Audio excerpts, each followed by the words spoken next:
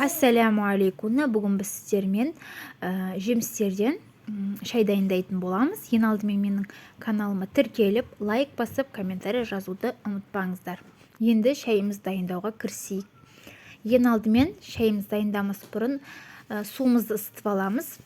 Содан кейін мятымызды, секерімізді, шайымызды, мына жерде менде индийский чай, сіздер қара шай пайдалансаңыздар болады.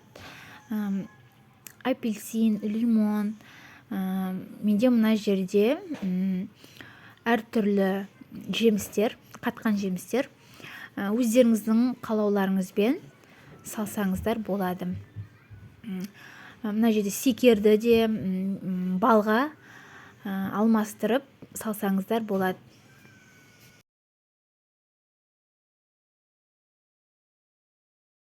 Барлығын салып болғаннан кейін ыстық суымызды құямыз.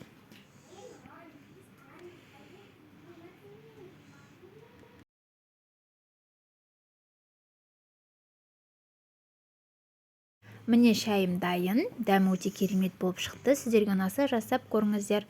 Каналыма тіркеліп, лайк басып, комментарий жазуды ұмытпаңыздар. Ассаляму алейкум.